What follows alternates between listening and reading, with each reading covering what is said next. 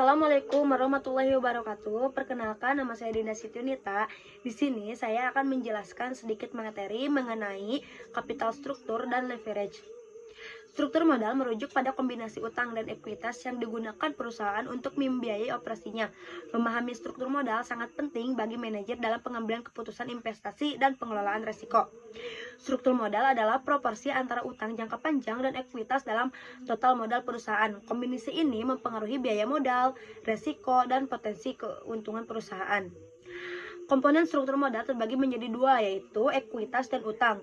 Ekuitas adalah modal yang diinvestasikan oleh pemegang saham, mencakup modal saham dan laba ditahan. Sedangkan utang adalah pinjaman yang diambil perusahaan dari kreditor termasuk obligasi dan pinjaman bank.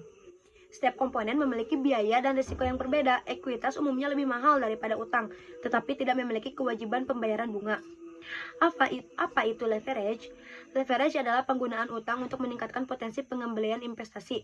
Ada dua jenis utama, yaitu adalah leverage operasional terkait dengan penggunaan biaya tetap dalam struktur biaya, dan leverage finansial yaitu terkait dengan penggunaan utang untuk membiayai aset. Mengapa leverage itu penting? Penggunaan leverage dapat meningkatkan profitabilitas, tetapi juga membawa resiko.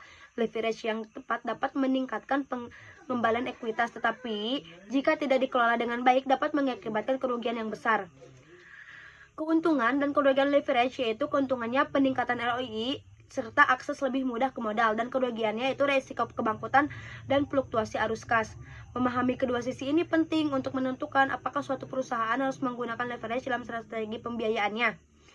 Studi kasusnya itu menggunakan contoh perusahaan yang berhasil dan gagal karena keputusan struktur modal yang buruk. Ini memberikan wawasan praktis mengenai pengaruh struktur modal dan leverage. Perusahaan harus menilai rasio utang yang ideal dan menyeimbangkan antara risiko dan pengembalian. Hal ini termasuk mempertimbangkan kondisi pasar dan prospek pertumbuhan. Kesimpulannya, struktur modal dan leverage adalah aspek krusial dalam pengelolaan keuangan perusahaan. Pemahaman yang baik tentang keduanya membantu dalam pengambilan keputusan yang lebih baik dan mengelola risiko yang efektif. Terima kasih. Wassalamualaikum warahmatullahi wabarakatuh.